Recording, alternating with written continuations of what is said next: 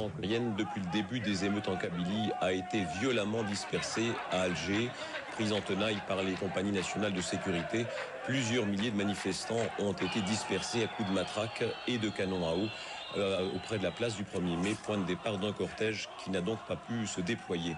Au moins une vingtaine de manifestants ont été blessés, selon un bilan provisoire.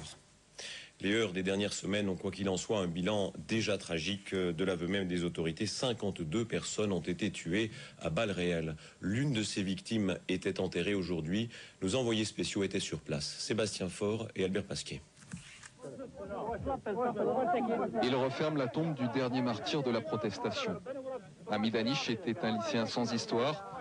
Il a été abattu par balle lors de la marche de jeudi dernier à Alger.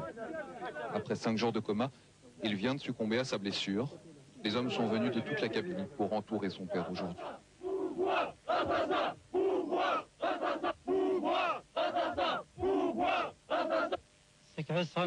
Mon foyer s'effondre, mon seul fils, l'homme de la maison est mort, je suis à zéro.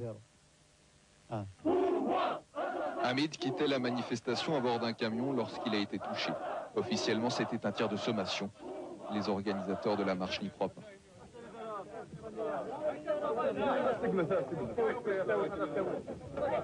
Je regrette la sommation, on tire en l'air, on ne vise pas la tête. Et la marche a été impressionnante et ça a fait peur aux généraux. Donc ils voulaient que la marche dégénère. Les Anish habitent juste en contrebas du petit cimetière où repose désormais le fils perdu. La famille est effondrée, révoltée aussi.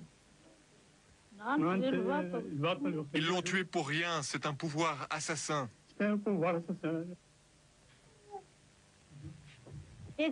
Celui qui meurt en Algérie ne verra pas son sang couler pour rien. Il sera remplacé par un autre. Le pouvoir fait des martyrs.